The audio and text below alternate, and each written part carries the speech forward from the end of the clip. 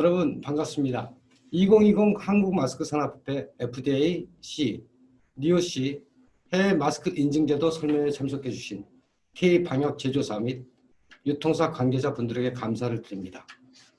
해외 인증 제도 설명회는 세계를 뒤흔들고 있는 코로나 위기 시대에 K방역 기업에게 길을 제시하기 위해 기획되었습니다. 코로나 팬데믹이 거대한 변화를 만들고 있습니다. 우리에게 익숙했던 일상이 뒤흔들고 세계 질서를 바꾸는 거대 전환의 시대를 열고 있습니다. 우리가 예측하지 못한 지구적 불확실성으로부터 온 위기가 더 큰 불확실성을 향해 알 수 없는 미래로 나가고 있습니다. 우리는 지금 새로운 질서, 새로운 미래를 열어야 할 절대 시간을 맞고 있는지도 모릅니다. 이 절대 시간이 우리에게 새로운 기회가 될 수 있는 기대를 갖게 하기도 합니다. 세계가 대한민국의 방역을 배우고 있습니다. 세계가 대한민국의 경제 위기 극복을 주목하고 있습니다. 세계 방역 선도국가는 문명사적으로 달라진 세계 질서의 중심이 되는 나라입니다. 세계 방역 선도국가는 기존 세계 질서의 상식이었던 선진국이나 강대국을 의미하지 않습니다. 세계 방역 선도국가는 지구적 정의와 지구적 공공성을 추구하는 세계 시민의 보편적 가치로서의 사람과 생명의 가치를 중시해 두는 나라이고, 방역과 경제와 공동체의 다양한 부분에서 새로운 표준을 제시하는 나라입니다. 지구적 연대와 협력으로 불확실한 인류의 미래를 열어가는 나라이며, 작은 국가라도 소소한 삶의 방식으로 새로운 표준과 모범이 될 수 있다면 세계 방역 선도국가라 할 수 있을 것입니다. 우리에게 축적된 세계의 선도성은 강한 시민사회와 유능한 정부의 조합이 빚어낸 K방역의 성패에 달려 있습니다. K방역은 연대와 협력의 거버넌스로 완성됩니다. 우리는 포스트 코로나 시대에 전환의 계곡을 건너 K방역을 완성해야 할 시대의 소명을 안고 있습니다. 한 시대의 시대정신과 문제의식은 당대 사회의 절실함으로 현실이 됩니다. 대한민국의 미래가 K방역의 성공에 달렸고, 우리 국민이 세계 방역 선도국에 다가서 있습니다. 한국마스크산업협회는 이 절실함을 뜨겁게 달구며 현재의 지혜를 모아 대한민국의 미래를 선도하고자 합니다. 감사합니다.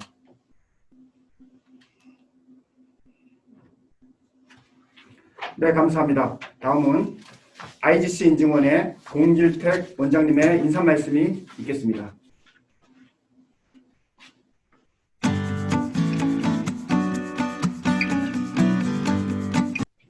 예, 안녕하십니까. 좀 전에 소개받은 IGC 인증원 공길택입니다. 오늘 한국마스크산업협회와 공동으로 마스크 국제인증 세미나에 기회를 주신 협회 석호길 회장님께 다시 한번 감사의 말씀을 드립니다. 본 세미나가 해외 진출을 희망하시는 마스크 생산 기업에게 절대적으로 도움이 되는 그러한 기회가 되시기를 기원합니다. 모든 제품을 마스크를 생산하시는 기업의 대표님이나 아니면 직원분들 모두 자신들이 생산하는 제품에 대한 자부심을 가지고 시장에 진출하기를 희망하고 있으리라 생각합니다.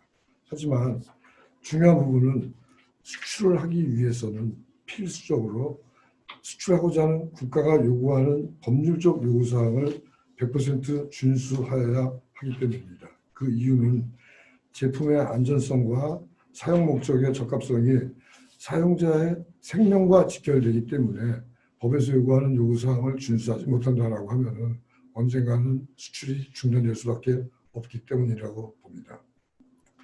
기업이 우선적으로 제품을 수출하고자 할 경우 어느 국가로 진출할 것인가를 결정을 하시고, 그 국가가 요구하고 있는 법률적 요구사항이 무엇이냐를 100% 파악을 하셔야 됩니다. 이를 위해서는 요구사항의 시험이나 검사나 기술문서 작성 등등을 철저히 준비하시고, 또한 인증 진행 방법에서 자발적 인증이냐 아니면 강제 인증이냐라는 부분에 요구사항을 파악하시면 보다 쉽게 인증에 접근을 하실 수 있으리라고 생각을 합니다. 제가 간단하게 인증에 대한 부분을 한마디로 설명을 드리면, 안경 하나를 가지고 설명을 하겠습니다. 예를 들어서 이 안경이 선글라스다, 도수가 들어가지 않는. 그러면 UV 차단 등등을 사용자로 하여금 눈을 보호해주는 개인 보호 장구로 우리가 적용을 할 수가 있겠고, 예를 들어서 그 안경에 도수가 들어있다. 도수라는 얘기는 원시냐, 근시냐, 난시냐 등등 눈이 가지고 있는 어떤 전체적 문제점을 해결해주기 위해서 의료적 목적 부분이 가미가 된 부분이 의료기기라고 이해하시면 됩니다. 마지막으로 예를 들어서 젊은이들이 알도 없는 안경을 끼고서 어떤 멋을 부린다. 이것은 일반 공산품 정도에 준한다고 보시면 됩니다. 그래서 제품이라는 부분은 우리 특히 마스크 경우에 개인보호장구냐 아니면 의료용구냐 아니면 공산품이냐 이 세 가지로 구분을 하셔서 보시고, 그 다음에 이러한 부분들을 적용해 어디에 가실 것인가라는 부분이 가장 필수적인 내용이라고 보고, 특히 제품 인증을 진행한다는 얘기는 제조자 입장에서 내 제품이 가지고 있는 목적과 제조물 책임에 대한 부분이 꼭 법률적으로 책임으로서 같이 연계가 됩니다. 만약에 내 제품을 사용한 사용자가 차후에 이 제품의 사용의 문제점 부분의 인과관계를 정확하게 문제점으로서 제시한다라고 했을 때 생산자는 내 제품이 안전하다라는 부분을 입증해 주셔야 돼요. 만약 입증하지 못한다라고 하면 거기서 발생되는 모든 문제에 대해서 책임을 지셔야 되는 어떤 그 딜레마에 빠지게 됩니다. 그래서 여러분들이 그 생산하는 제품을 인증을 받기 위해서는 기술문서 작성이나 그다음에 시험 검사, 그리고 더 나아가서 지속적으로 우리 제품이 안전하다라는 부분을 입증하기 위해서 개인보호장구일 경우에는 ISO 9001인 품질 경영 시스템, 의료기기일 경우에는 ISO 13485나 미국 경우에 GMP에 따른 QSR, 퀄리티 요구사항 등등을 정확하게 입증하시면 우리 회사의 그 인증에 대한 부분들을 충분히 대응이 가능하시리라고 생각을 합니다.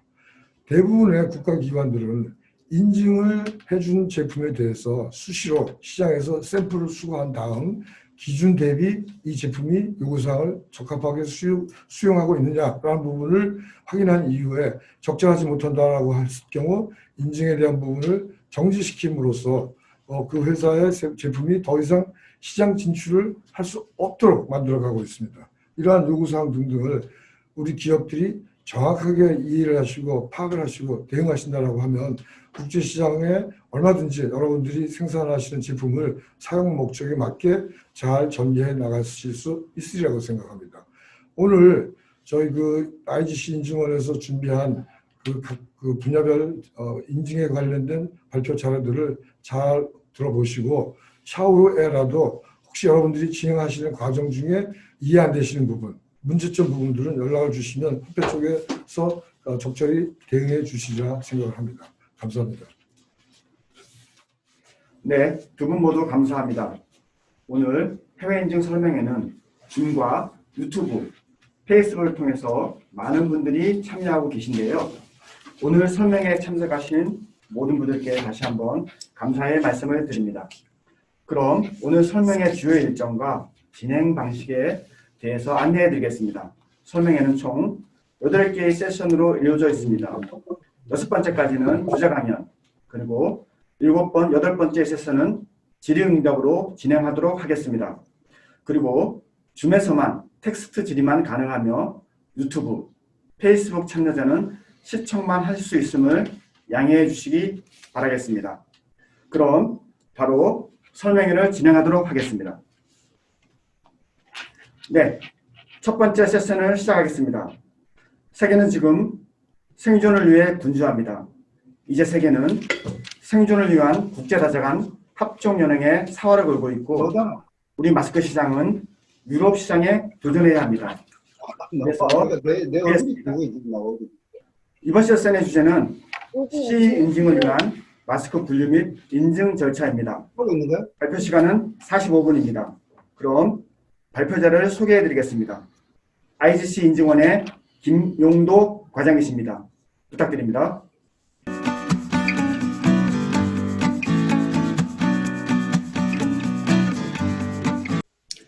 네, 안녕하십니까. 금일 저희는 해외 마스크 인증 제도에 대해서 안내해 드릴 예정입니다.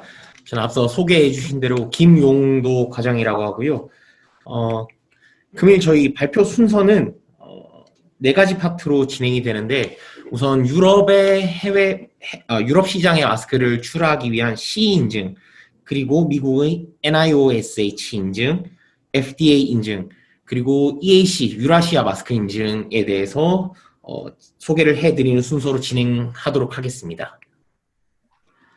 먼저 유럽 시장의 마스크 제품을 출하하기 위해서 CE 인증에 대해서 발표를 시작하도록 하겠습니다. 본격적으로 시작하기에 앞서 목차를 보면서 간단하게 순서를 소개해드리면, 첫 번째로는 마스크의 CE 인증 분류법에 대해서 소개해드리도록 하겠습니다. 일단 마스크의 경우에는 intended use, 즉 사용 목적이 가장 중요한데요. 이 사용 목적에 따라서 적용받는 규격이 따로 별도로 나뉘기 때문에 어떠한 분류법이 있는지 간단하게 알아보도록 하겠습니다. 다음으로 제가 안내해드릴 2가지 인증 중에 첫 번째로 CPP 인증에 대해서 안내를 해드리도록 하겠습니다. 간단하게 용어에 대해서 먼저 말씀을 드리면, PPE는 Personal Protective Equipment의 약자로 개인 보호 장비를 의미합니다. 그리고 끝으로 마지막으로는 CMDD의 경우 메디컬 디바이스, 즉 의료기기에 해당하는 마스크 인증에 대해서 소개해드리는 순서로 마무리하도록 하겠습니다. 그래서 일단 우선 테이블에 보시는 바와 같이 마스크는 일반적으로 3가지로 분류가 됩니다. 사용 목적에 따라서 개인 보호 장비용, 의료용, 그리고 이외 기타 목적으로 나뉘는데요. 의료용에서는 중간 테이블에 보시다시피 비멸균과 멸균 2가지로 다시 세분화되어 있지만, 이 부분에 대해서는 후반에 제가 다시 한번 더 설명을 드리도록 하겠습니다. 첫 번째 단락에 있는 개인 보호 장비의 경우에는 우리가 최근 자주 활용하고 있는 KF 시리즈 마스크가 여기에 해당됩니다. 분진이나 외부 오염으로부터 마스크 착용자를 보호하는 용도로 활용되며, 유럽에서는 필터링 헤프 마스크라고 부릅니다. 그리고 단어에서도 직접적으로 보실 수 있듯이 기존 마스크의 필터를 이용한 필터링 성능을 가진 호흡기 보호용 장비입니다. PPE로 분류되는 마스크의 경우에는 시험 규격은 보시는 바와 같이 EN149가 적용이 되고요. 이에 따라서 시험 성적서를 보유하고 있어야 됩니다. 또한 품질 시스템의 경우에는 ISO 9001 요구사항을 기반으로 하여 시스템을 정확하게 구축하고 있어야 합니다. 그리고 2번째, 3번째 비멸균 멸균 마스크에 보시는 바와 같이 의료용 마스크로는 덴탈 마스크 혹은 메디칼 및 서지컬 마스크가 해당됩니다. 의료용 마스크의 경우에는 외부 오염으로부터 개인을 보호하기 위한 개념과는 조금 다르게 수술 과정이라든지 이와 유사한 기타 의료 환경에서 환자 및 다른 사람에게 감염원을 전염시키는 것을 제한하는 기능을 가진 마스크를 의미합니다. 의료용 마스크로 인증을 받기 위해서는 EN 14683 요구사항에 따라서 시험 성적서를 보유해야 하고요. 이 제품은 의료기기이기 때문에 9001이 아닌 ISO 13485 의료기기 품질 경영 시스템 요구사항을 만족하는 시스템을 구축해야 합니다. 이외에 방한용품이라든지 패션용 그리고 일반 공산품으로 적용되는 마스크도 있습니다만, 이는 CE 대상에 해당하지 않기 때문에 금일 이 부분에 대해서는 별도로 언급하지 않도록 하겠습니다. 그리고 앞서 한 가지 말씀드린 것처럼 한 가지 더 말씀을 드리면, 개인 보호용 혹은 의료용 적용은 제조사에서 사용 목적을 어떠한 방식으로 규정하는지가 가장 중요합니다. 특히 의료용이라든지 개인 보호용이라든지 이러한 제품에 있어서 특별한 규격이라든지 양식이 있는 것이 아니라, 마스크를 제조함에 있어서 어떠한 사용 목적을 부여하고 어떠한 시험 규격을 만족하는지 어떠한 시험 성적서를 보유하고 있는지에 따라서 분류가 달라지게 됩니다. 예를 들어서 제조사에서 개인 보호용 마스크인 KF94 마스크를 생산하였지만 기술 문서상에 의료용 목적임을 정확히 명시하고, 그리고 의료용 마스크 요구사항에 부합하는 시험 성적서를 가지고 있다면 CPP가 아닌 CMDD, 의료용 마스크로 선택을 하여 인증을 받고 유럽에 출하할 수 있습니다. 그렇다면 첫 번째로 PPE 인증에 대해서 자세히 알아보도록 하겠습니다. PPE의 경우 지금 현재 앞서 말씀드린 것처럼 Personal Protective Equipment의 약자로 개인 보호 장비를 의미하며 2018년 4월 21일부터 시행된 개인 보호 장비를 위한 규칙이라고 생각하시면 됩니다. 그래서 PPE 제품의 경우에는 CE 마킹이 반드시 부착되어야 유럽 국가로 수출을 할 수 있습니다. 그리고 간단하게 PPE 정의에 대해서 알아보면 인간의 건강 및 안전과 관련된 하나 이상의 위험 요소로부터 인간을 보호하기 위해 착용하거나 소지하도록 설계되고 제조된 장비입니다. 또는 보호 기능이 필수적이며 교체 가능한 보호 장비 부품, 인간이 착용하거나 소지하지 않는 부품으로 사용 전 별도 체결이 필요하지 않고 영구적으로 고정되지 않는 연결 부위 또는 외부 기기에 연결되도록 설계된 보호구 연결 시스템입니다. 그래서 하단에 보시는 바와 같이 마스크는 PPE 정의에 부합되기 때문에 PPE 인증을 반드시 받으셔야 유럽 시장에 입간을 하실 수 있습니다. 일단 PPE 마스크의 경우에는 인간의 호흡기를 보호하는 의도된 목적에 따라서 개인 보호 장비에 적용되고 적용 규정을 보시면 01645 레귤레이션 요구사항을 준수해야 합니다. 개인 보호 장비에 대해서 간략하게 카테고리를 안내해 드리면 크게 세 가지로 분류가 되는데요. 숫자가 높을수록 엄격한 적합성 평가가 요구됩니다. 카테고리 1의 경우 다음과 같은 최소한의 위험만 포함하는 장비인데요.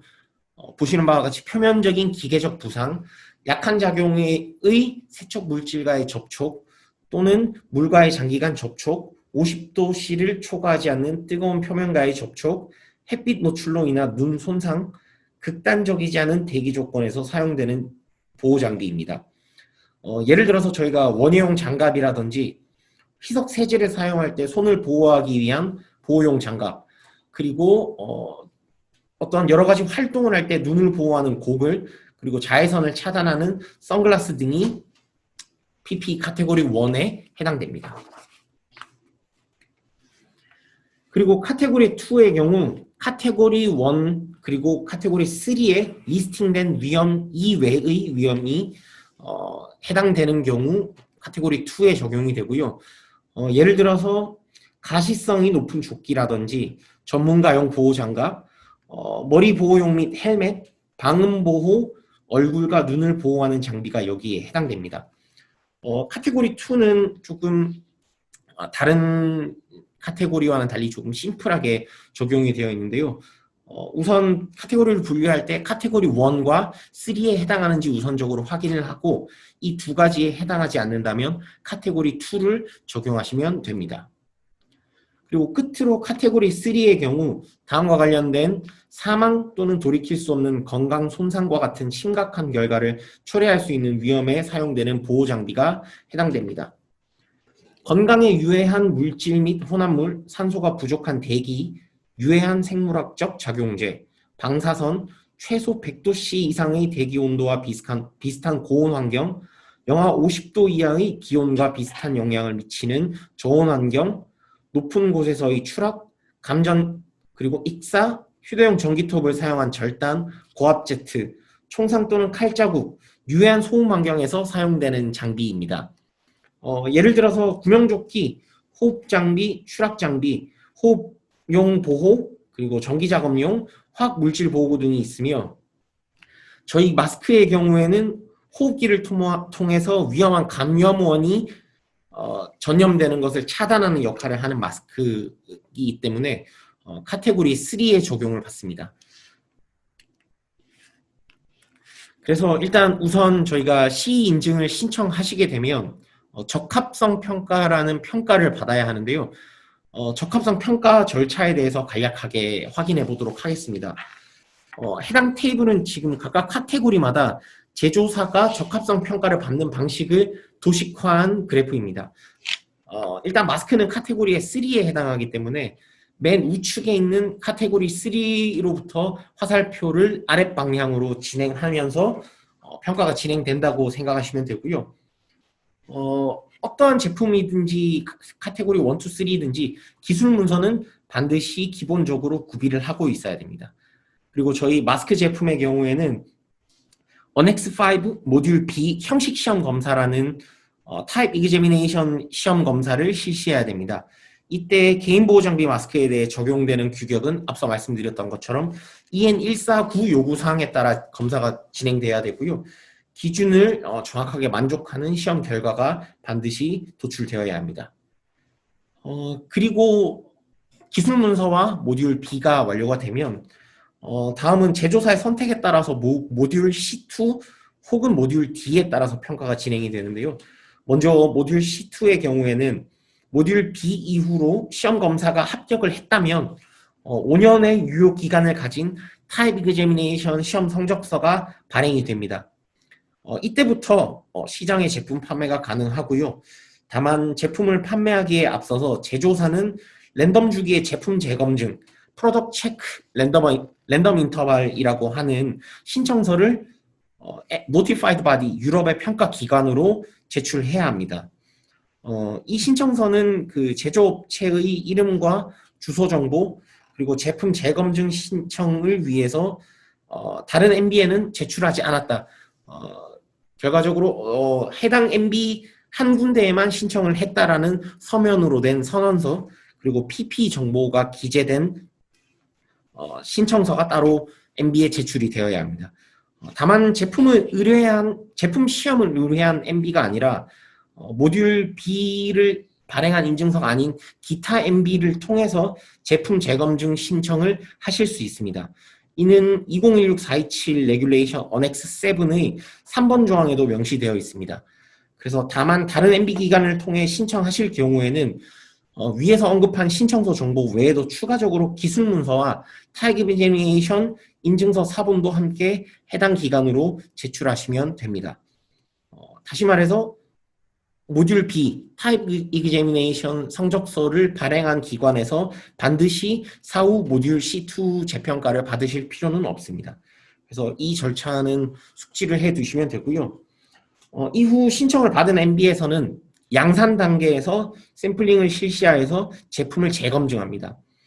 즉 EC 타입 이그제미네이션 모듈 B 인증서를 발행받은 후 1년 이내로 양산된 제품을 샘플링하고 제조소에서 실시하는 시험 검사 기준과 적용되는 EN149 요구사항에 지속적으로 부합하는지에 대해서 시료를 시험 검사를 진행합니다. 이는 시장에 출하된 이후로도 균일한 품질의 제품이 생산되는지 확인하기 위한 사후심사 제도라고 생각하시면 됩니다. 그리고 첫 번째로 사후심사를 받은 이후에도 정기적으로 1년 이내에 동일한 절차를 통해서 시험 검사를 받아야 합니다. 반대로 제조사에서 모듈 D, 세 번째 보시면 모듈 D가 나와 있는데요. 모듈 D를 선택하신 경우에는 시험 검사 이후로 인증서가 바로 발행되는 것이 아니라 모듈 D에 의거한 생산 품질 보증 평가를 받아야 합니다. 이는 앞서 말씀드린 것처럼 ISO 9001에 따른 품질 시스템 구축 여부를 현장 심사를 통해 확인하게 되고요. 이 과정을 모두 거친 다음 인증서가 발행이 됩니다. 그래서 모듈 D를 선택하시면 모듈 C2와는 달리 모듈 B 평가가 완료되었다고 해서 즉시 시장에 출하하실 수 없다는 차이점이 있습니다. 그렇다면 지금 제조사에서는 당연히 모듈 C2 인증이 훨씬 유리해서 굳이 모듈 D로 진행할 필요가 없다고 생각하실 수가 있는데요. 그런데 상황에 따라서 제조사가 어떤 모듈을 선택하는 것이 유리한지는 서로 다릅니다. 예를 들어서 모듈 C2의 경우에는 신청 모델 수가 적은 경우 그리고 모델 D의 경우에는 신청 모델 수가 많은 경우 일반적으로 유리합니다. 시장에 출하된 모델이 많은 경우에는 한 번의 품질 시스템 인증 심사를 통해서 많은 모델을 시장에 판매하는 것이 용이한데 이때 모듈 C2를 진행하게 되면 제품 재검증 심사를 받아야 하는 시점에서 굉장히 많은 수의 시료 샘플을 매번 요구받을 수 있기 때문입니다. 그리고 반대로 모델이 적은 경우에는 모듈 B 이후로 인증서를 받은 후에 현장 심사 없이 바로 시장에 판매한 다음 양산 단계에서 샘플링을 통해 제품을 재검증을 받는 것이 훨씬 유리하다고 볼 수 있습니다. 그래서 모듈 B 그리고 기술 문서의 평가는 어떠한 기관, 어떠한 제조사든 간에 동일하게 적용이 되는데요. 다만 사후 검증을 받는 방법이 모듈 C2인지 모듈 D인지 요 차이가 있는데 이는 제조사의 이해관계에 따라서 합리적인 판단을 해서 유리한 방향으로 선택을 하시는 게 좋습니다. 다시 한번 간단하게 평가에 대해서 정리를 하자면 적합성 평가를 받는 방법은 공통적으로 기술 문서와 모듈 B, NB에서 수행하는 시험 검사가 이루어져야 되고요. 이후에는 제조사가 선택한 모듈 C2 그리고 D 평가 방법에 의해서 사후 평가가 계속해서 진행이 됩니다. 그리고 PPE 마스크 인증의 경우에는 유럽에 있는 Notified Body NB로부터 평가를 받기 때문에 CE 마킹 옆에 NB의 고유번호 4자리가 함께 기재됩니다. 그리고 인증 절차는 아래에 보시는 것 같은 순서로 진행이 되는데요. 첫 번째로 신청서를 작성해서 유럽의 NB 기관에 제출을 하고 NB 기관과 계약을 체결한 다음 필요한 필수 서류들을 일부 정리를 해서 제출을 하는데 여기는 보통 기술문서와 영문사업자 등록증이 포함됩니다. 그리고 제조사에서 만든 샘플을 몇 개를 채취해서 유럽에 있는 시험 기관으로 샘플을 발송하고요. 시험 그리고 인증에 대한 비용을 지불하면 유럽에 있는 기관에서 시험을 실시합니다. 그리고 이제 기술문서 평가가 다음 이제 진행된다고 저희가 작성을 해뒀는데 기술문서의 경우에는 간혹 제조사에서 시험 검사가 다 완료되고 난 다음에 제출하면 되는 것이 아니냐라고 물어보시는 분들이 굉장히 많은데요. 기술문서는 제조사에서 사전에 미리 준비해서 이 모듈 B 시험 검사가 완료되기 전에 반드시 유럽에 있는 NB 기관에 사전 제출되어야 합니다. 이 점은 꼭 숙지하셔서 시험을 신청하시기 전에 우리가 기술 문서를 정확하게 구성을 했는지 이 부분을 정확하게 확인해 보시기 바랍니다. 그리고 일단 시험이 끝나면 시험 성적서를 접수하고 서면으로 된 결과를 확인해 보시면 됩니다. 근데 시험 결과로부터 나온 커버 가능한 분진 포집 성능 수치에 따라서 마스크 등급이 결정되는데요. 결과가 최소 기준인 80%보다 미달인 경우에는 CPP 인증서를 받을 수가 없습니다. 그래서 마스크 성능을 나타내는 FFP 등급은 아래 분진 포집 기능에 의거해서 적용이 되는데요. FFP1 클래스의 경우에는 80%의 여과 성능을 가진 경우이며 클래스 2의 경우 94%, 클래스 3의 경우에는 99%의 여과 성능을 가진 제품을 의미합니다. 예를 들어서 KF 시리즈를 대입해서 생각해보면 KF80, 94, 99 마스크를 각각의 여과 성능에 맞춰서 생각하시면 이해하시기 편하실 겁니다. 그리고 시험 결과와 기술 문서의 평가가 완료가 되면 인증서가 발행이 되는데요. 이 인증서는 Type Examination Certificate이라고 하고 5년간의 유효 기간이 보장되는 인증서입니다. 이때 앞서 말씀드렸던 것처럼 만약에 제조사에서 모듈 D를 선택하신 경우에는 심사원이 현장을 방문해서 9001에 의거한 심사를 실시합니다. 그리고 부적합이 없거나 모두 부적합이 종결되면 인정결정위원회에서 최종 평가 후에 이 다음 인증서가 발행이 됩니다. 그래서 시험 검사가 끝나고 기술문서 평가가 끝나고 난 다음에 인증서가 바로 발행이 된다는 것은 C2 모듈을 선택하셨을 경우에 해당됩니다. 그리고 모듈 C2든 모듈 D를 선택하시든 인증서가 발행되고 난 다음부터는 1년 주기로 사후 관리를 받으시면 됩니다. 다음은 PP 인증을 진행하기 위해서 필요한 신청 서류 리스트입니다. 각 NB 기관에서 발행한 정식 신청서에 제조사 정보를 기재하고 영문 사업자 등록증 그리고 기술 문서 및 제품 샘플을 NB에 제출해야 합니다. 샘플 수량의 경우에는 질문이 굉장히 많이 들어오는데요. 보통 저희가 지금 현재 협력하고 있는 유럽의 NB 기관에서는 현재 120개를 요구하고 있습니다. 그래서 이 부분에 대해서는 NB마다 조금씩 요구하는 샘플 수량이 조금 다를 수 있기 때문에요. 사전에 신청 기관을 통해서 정확하게 몇 개의 샘플이 필요한지 확인해 보시는 것이 좋겠습니다. 그리고 일단 시험과 인증서 발행에 대해서 소요되는 기간에 대해서 말씀을 드리면 인증기관의 업무량이라든지 여러 요인에 따라서 상이하겠지만 보통의 경우를 말씀드리면 샘플 배송 기간을 제외하고 시험 시작부터 인증서 발행까지 6에서 8주가량의 시간이 소요됩니다. 하지만 기술문서의 부적합이라든지 현장 심사 시 부적합이 발생하는 경우에는 이것보다 조금 더 많은 시간이 소요될 수가 있습니다. 그리고 아래에 보시는 바와 같이 특이사항을 보시면 모듈 B에 따른 제품 시험은 즉 저희가 시료를 모아서 유럽 MB에 보낼 때 주의하셔야 될 게 가끔 제조사에서 적격성이 없는 기관에서 시험을 수행하셔서 이 레포트로는 혹시 가름이 안 되냐고 하시는데요. 원칙적으로는 시험은 NB에서 진행이 되어야 합니다.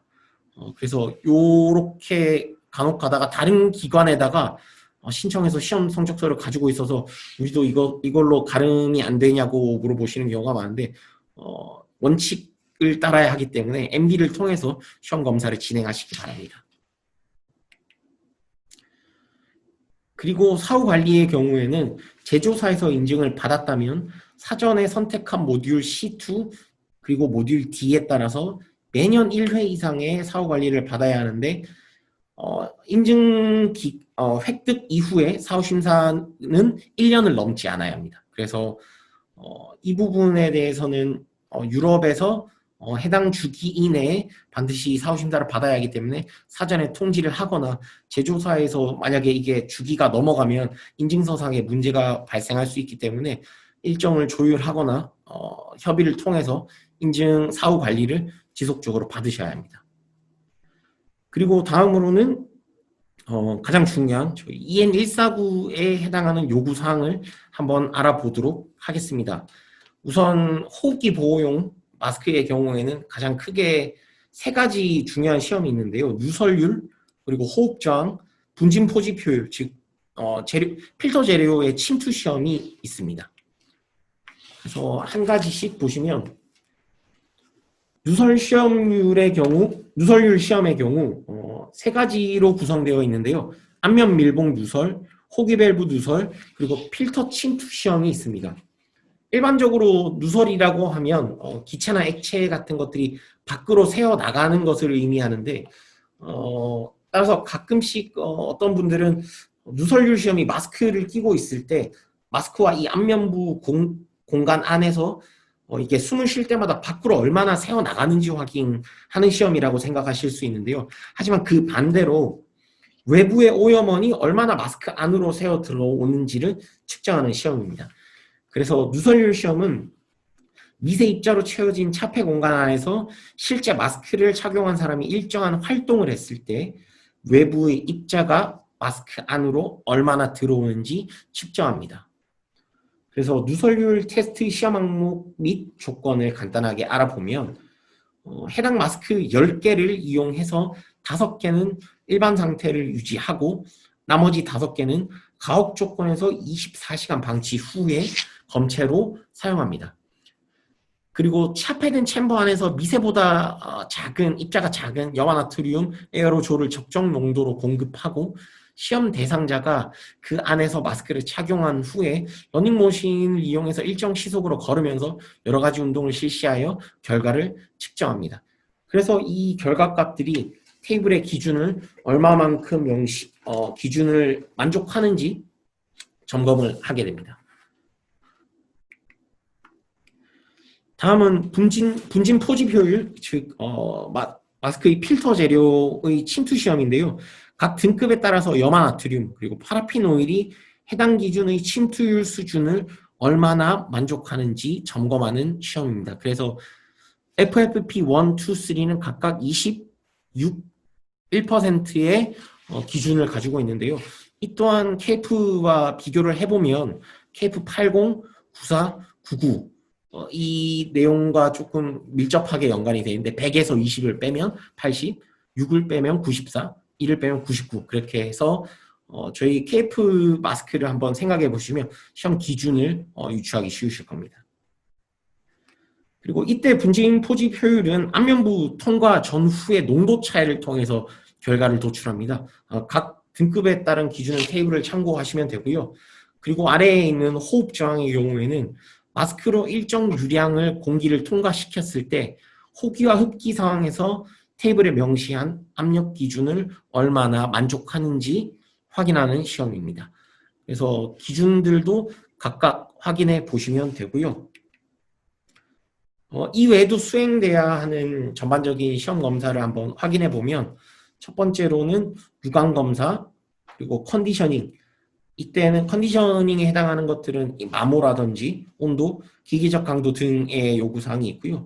그리고 일반적인 그 성능 시험에는 일반적인 상황, 그리고 걷거나 작업을 할 때 피부와의 호환성 정도를 확인합니다.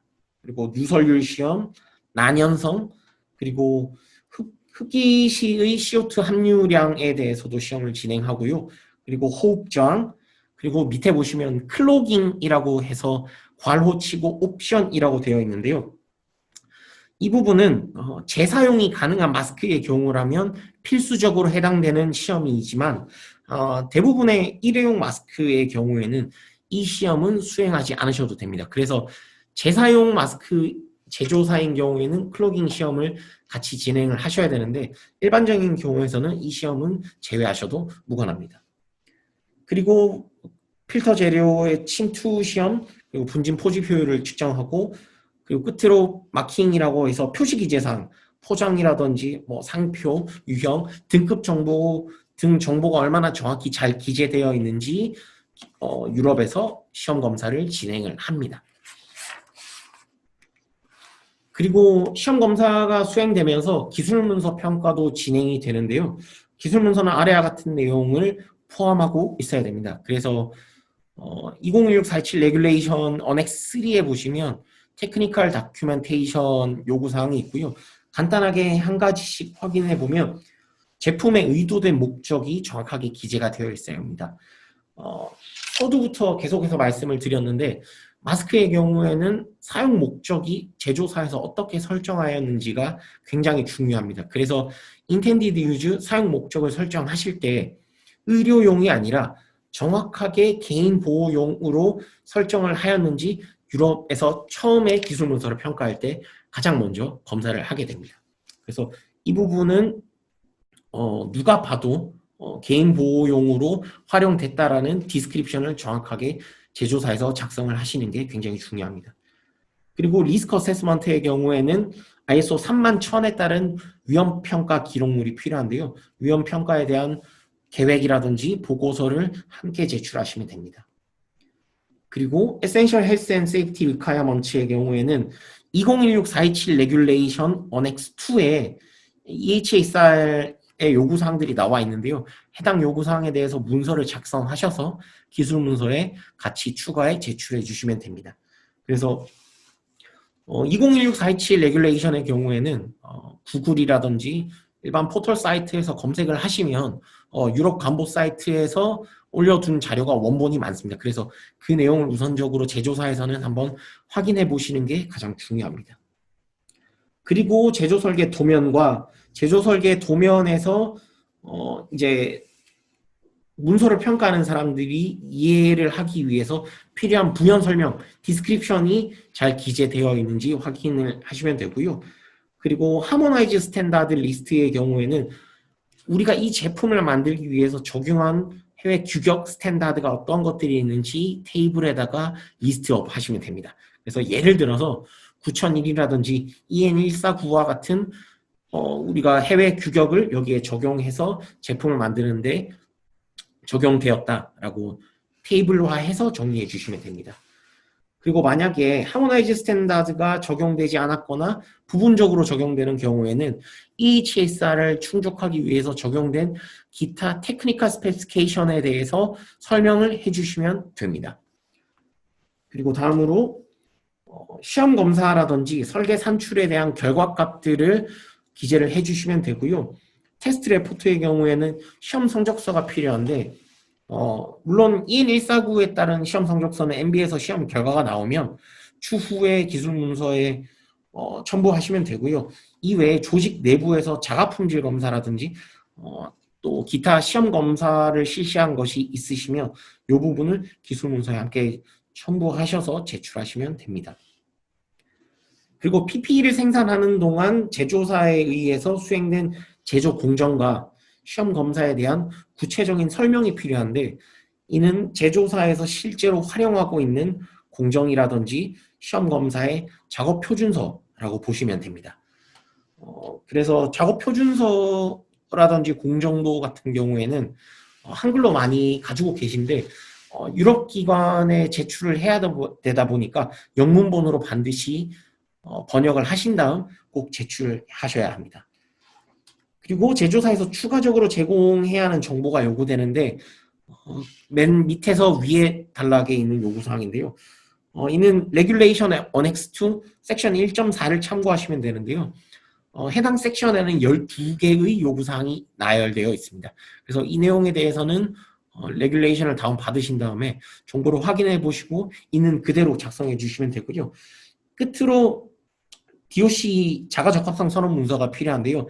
이는 Regulation Annex 9의 요구사항과 기본적인 양식을 확인하실 수가 있습니다. 그래서 9가지 정도 되는 요구사항이 나와 있는데요.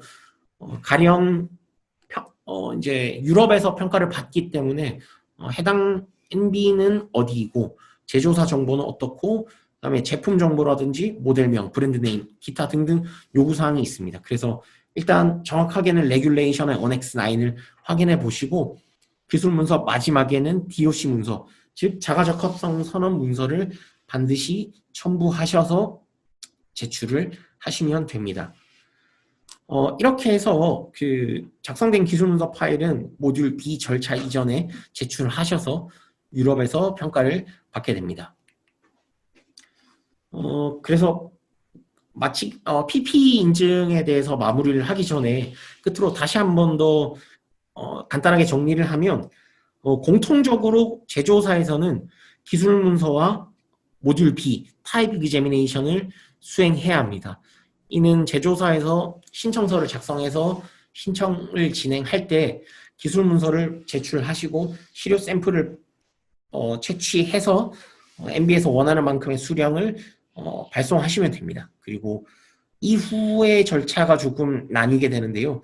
C2와 모듈 D에 따라서 적합성 평가 방법이 조금 달라지게 됩니다.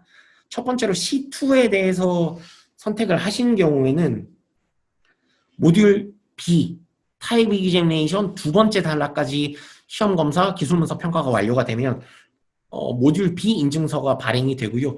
이때부터 시장에 출하가 가능합니다. 그런데 다만 신청 이제 사후에 대해서 모듈 C2 제품 재검증에 대한 신청서를 MB 기관에 제출해서 인증서 발행 후 1년 이내에 제품 재검증을 다시 받으시면 됩니다. 그리고 모듈 D의 경우에는 C2와 달리 타입 이그제미네이션이 끝났다고 해서 인증서가 바로 발행되는 것이 아니라 현장에서 품질 검사가 이제 시험 심사라고 생각하시면 되는데요. 심사가 수행이 되고 1년의 과정들이 모두 완료가 되어야 인증서가 정확하게 발행이 됩니다. 그래서 이 부분은 앞서 설명드린 것처럼 어떤 것이 더 유리하다고 판단할 수 없습니다. 다만 제조사에서 이해관계를 정확하게 따져서 우리가 어떤 모듈을 선택하는 것이 더 추후에 비용과 시간을 절약할 수 있는지 판단을 하셔서 신청하시면 되겠습니다. 그래서 이상으로 PPE 개인보호 장비에 적용되는 마스크 CE 인증에 필요한 문서와 평가 절차에 대해서 알아보았습니다. 그리고 다음은 의료용 마스크 CE 인증에 대해서 알아보도록 하겠습니다. 의료기기 지침은 의료기기 정의에 따르면 제조자의 의도대로 인간에게 사용되는 목적을 가진 소프트웨어를 포함하는 단독 또는 조합으로 사용되는 기계, 장치, 기기, 재료 또는 기타 물품을 의미합니다. 진단, 예방, 감시, 치료 또는 질병의 경감, 진단, 감시, 치료, 상해 또는 장애에 대한 완화 또는 보상, 조사, 교체 또는 해부학적, 생리학적 과정의 수정, 개념의 제어, 양리적 면역학적 또는 신진대사적 수단에 의해서 인체 내 또는 인체상에 의도한 주요 작용을 달성하지 않지만 그런 수단에 의해 기능을 도와주는 것을 의미합니다. 그래서 의료기기의 정의에 대해서는 간단하게 알아봤는데요. 앞서 이제 본격적으로 이제 설명을 드리기에 앞서 다만 MDD의 경우에는 2020년 5월 26일 메디컬 디바이스 레귤레이션으로 변경될 예정이었습니다. 그런데 코로나 팬데믹으로 인해서 해당 적용 기간이 2021년 5월 26일까지 연장이 되었고요.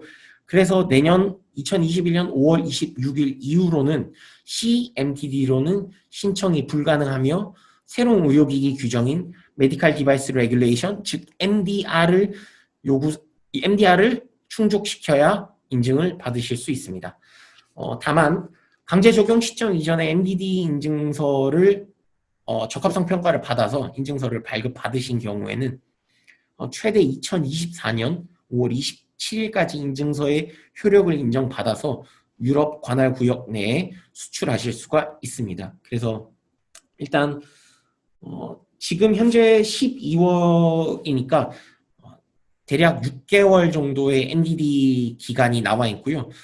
보통 MDD의 적용을 받아서 C의 평가를 받아야 되는 경우에는 현재는 신규 신청을 접수하지 않는 곳도 있고 등급이 낮은 경우에는 간략하게 이제 절차가 진행되기 때문에 받아주는 MD들이 조금씩 있는 것으로 확인됐습니다. 그래서 일단은 제휴사에서는 MDD, CMDD로 최대한 빠르게 인증을 받으시기 위해서 고민하시는 시간을 조금 줄이시고 평가를 해주는 MD를 찾으셔서 최대한 빠르게 신청서를 접수하시는 게 가장 좋습니다. 그리고 사용 목적의 경우에 대해서 간단하게 알아보면 앞서 말한 대로 PPE 보호 장비의 경우에는 외부의 오염원으로부터 개인을 보호하기 위한 개념과는 조금 다르게 수술 절차라든지 유사한 요구사항을 가진 기타 의료 환경에서 환자에게 감염원을 전염시키는 것을 제한하는 기능을 포함하는 목적을 가진 제품입니다. 그래서 PPE와 의료용 마스크는 정확하게 목적이 다르기 때문에 이를 제조사에서는 정확히 숙지를 하시기 바랍니다. 그리고 적용 규정의 경우에는 유럽의 의료기기 지침인 9342C에 의거해서 평가를 받게 되며 등급은 크게 4가지로 분류가 됩니다. 그래서 아래 보시는 것과 같이 클래스 1, 클래스 2A, 클래스 2B, 클래스 3 등급으로 분류되어 있습니다. 현재 등급을 나누는 규정은 메데브 2.4-1 리비전 9에 의거해서 분류할 수 있으며 당연히 숫자가 높을수록 고위험군 제품에 해당합니다. 다만 1등급의 경우 밑에서 보시는 것처럼 해당 장비가 측정 성능을 가진 경우에는 클래스 1M 메저링 등급으로 분류가 되고 간단하게 예시를 들어서 환자의 체온을 측정하는 장비는 측정 성능을 가지고 있기 때문에 클래스 1M 메저링 등급에 적용을 받습니다. 그리고 제품이 멸균이 포함된 경우 클래스 1S 스터릴리제이션 등급으로 분류가 되고요.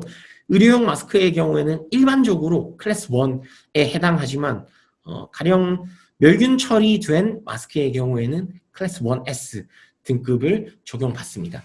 그래서 이 점은 제휴사에서 유의하셔서 등급을 적용하시면 되고요. 적합성 평가에 대해서 알아보면 멸균 여부에 따라서 평가 방법이 많이 달라집니다. 그래서 비멸균 마스크의 경우에는 클래스 1에 해당하며 유럽에 있는 NB 기관의 적합성 평가 대상이 아닙니다. 그래서 제조사 측에서 관련된 규격 시험을 스스로 진행을 하고 기술 문서를 작성하고 앞서 PPE 때도 보셨던 자가 적합성 선언을 준비한 다음 CE 마킹이 가능합니다. 다만 자가 적합성 선언이기 때문에 CE 마킹에는 MB 넘버, 고유 4자리 번호가 별도로 부여되지는 않습니다. 그래서 단순히 CE 마킹만 박혀 있게 되고요. 그래서 비멸균 마스크는 이렇게 별도로 평가가 제조사에서 직접 준비를 하면 되는 부분이기 때문에 해당 MB 기관에 신청을 하실 필요는 없습니다. 다음으로 멸균 마스크는 클래스 1S에 해당하기 때문에 유럽에 있는 MB 기관에서 적합성 평가를 받아야 합니다. 이는 제조사에서 선택하실 수 있는 게 아니라 클래스 1S는 반드시 강제적으로 MB의 평가를 받아야 되고, 제조사에서 선택 가능한 사항은 Annex 5에 의한 제품 품질 시스템 및 기술 문서 평가가 진행되어야 합니다.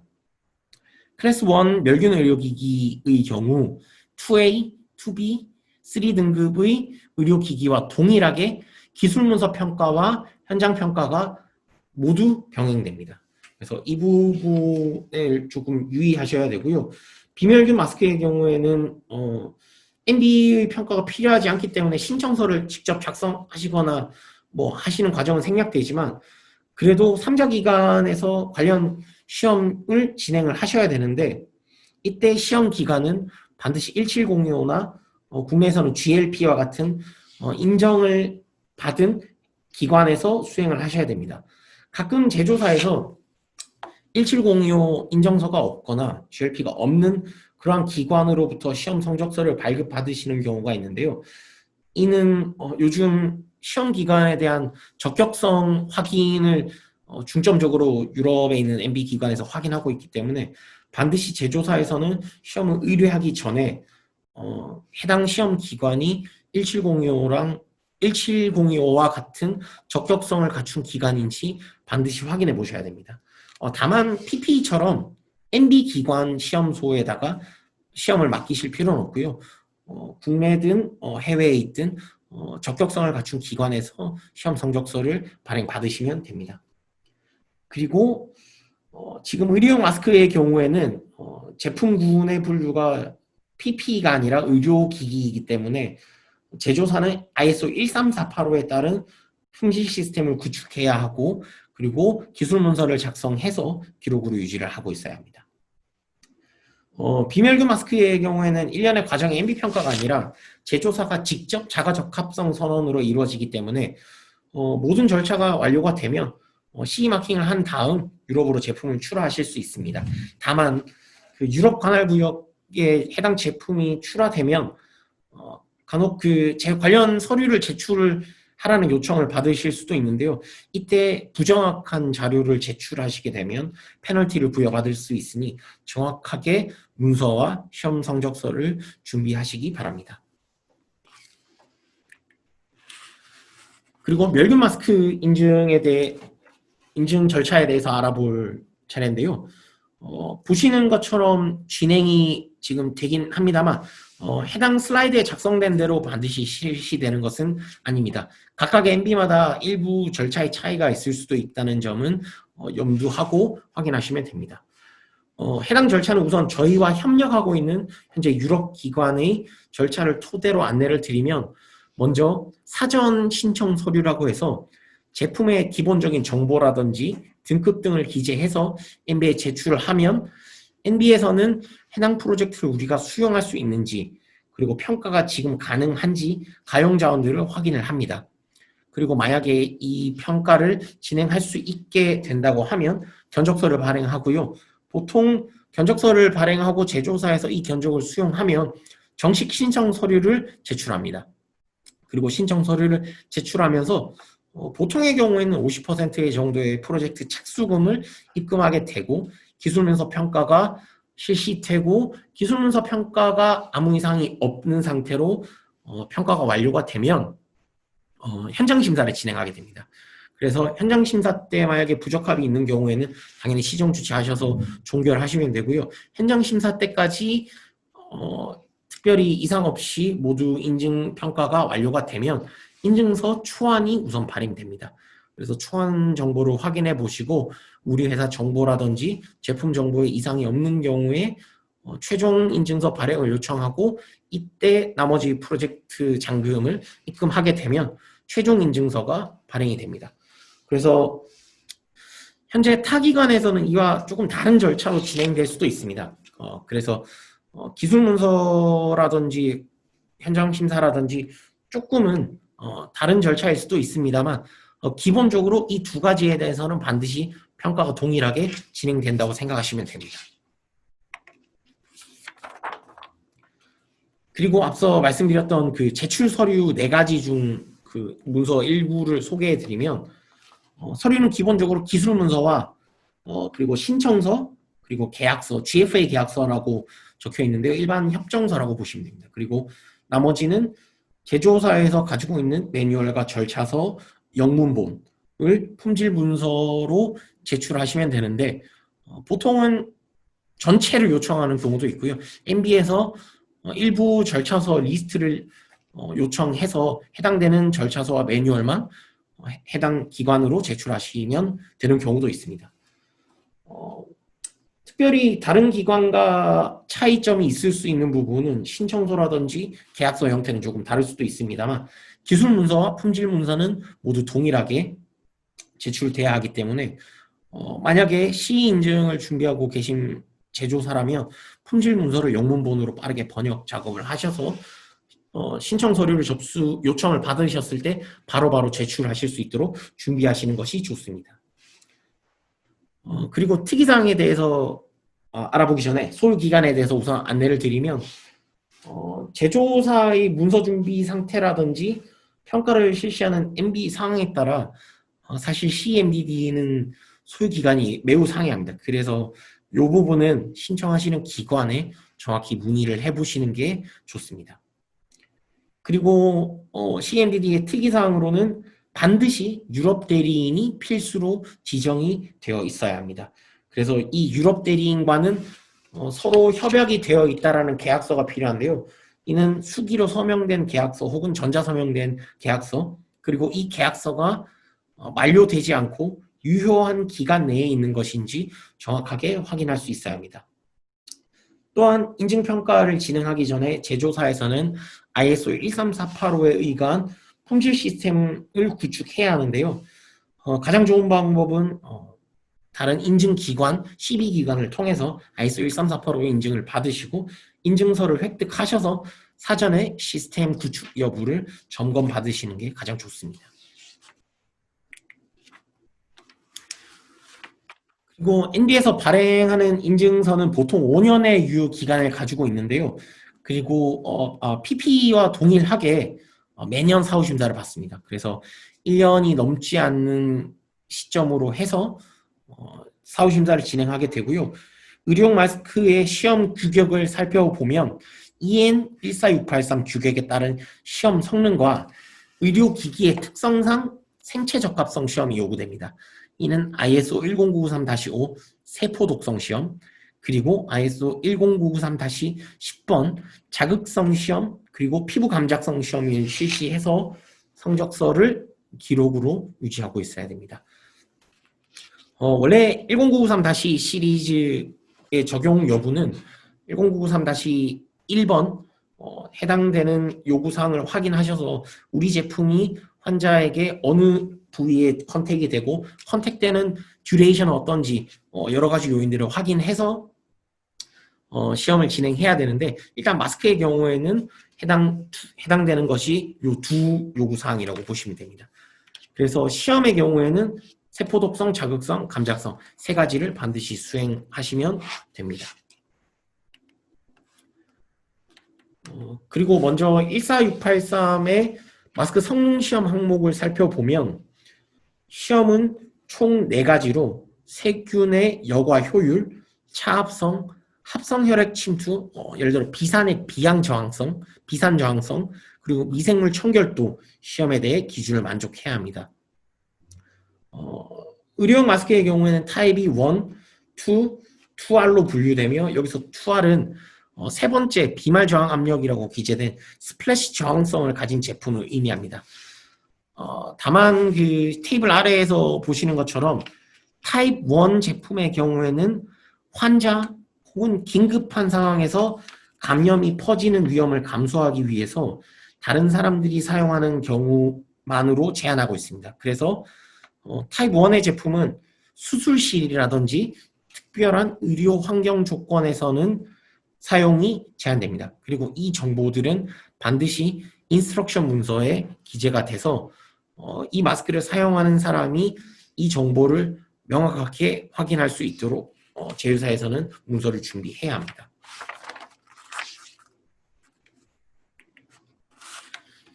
끝으로 기술문서 제출 시 포함되어야 하는 항목들은 보시는 것과 같습니다. 제너럴 인포메이션의 경우에는 일반적인 제조사 정보, 예를 들어 생산지 주소라든지 창고 주소, 그리고 멸균을 실시하는 곳, 이러한 기본적인 정보가 들어가야 하고요.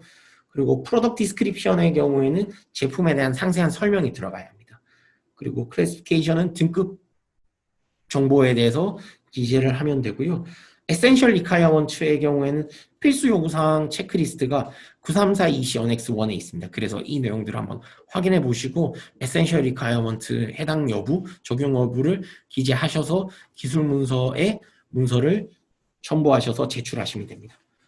그리고 리스트 오브 어플라이드 스탠다드의 경우에는 앞서 말씀드렸던 것과 동일하게 이 제품을 생산하기 위해서 적용되는 규격 정보가 어떤 것들이 있는지 테이블에 명시하시면 되고요. 이 정보들은 모두 최신 규격에 의거해서 적용되었다는 것을 반드시 강조해 주셔야 됩니다.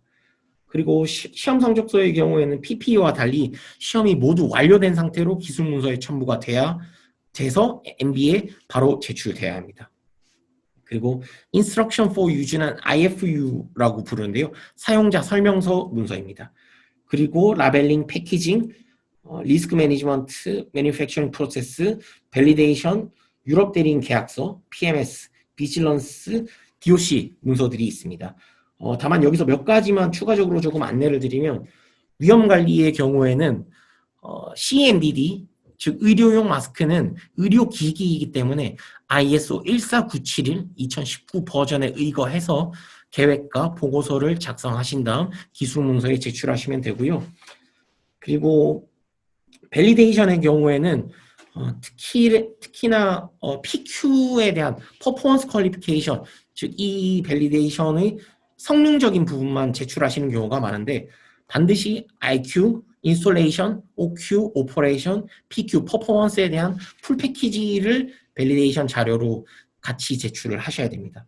밸리데이션에 해당하는 공정의 경우에는 대부분 멸균, 그리고 포장, 그리고 스페셜 공정이 있는데요.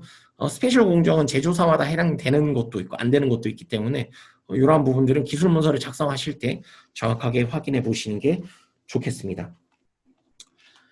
그래서 정리를 하자면 의료기기의 경우에는 멸균용과 비멸균용으로 나뉘는데요. 멸균용의 경우에는 DOC, 제조사에서 스스로 시험검사를 수행하고 기술 문서를 꾸린 다음 자가적합성 선언 문서를 준비해서 CE 마킹을 한 다음 유럽으로 제품을 출하하시면 됩니다. 다만 의료용 마스크라고 하더라도 멸균이 되는 제품의 경우에는 클래스 1S에 해당하기 때문에 해당되는 기술 문서라든지 시험 그리고 DOC 문서들을 모두 유럽에 있는 MB기관에서 평가를 받아야 합니다. 그래서 이 차이점이 있는 것을 명확하게 숙지를 하시면 되고요. DOC의 경우에는 단순 CE 마킹만 들어가고 멸균 제품의 경우에는 MB에 의해서 평가가 수행되기 때문에 CE 마킹 옆에 MB의 고유번호 4자리가 함께 마킹이 돼서 이제 나갈 수 있게 됩니다. 해당되는 참고 자료는 아까 제가 CPP 레귤레이션과 9342C 레귤레이션을 디렉티브를 말씀드렸는데요. 요 링크를 참고하셔서 들어가 보시면 원문을 확인해 보실 수 있습니다.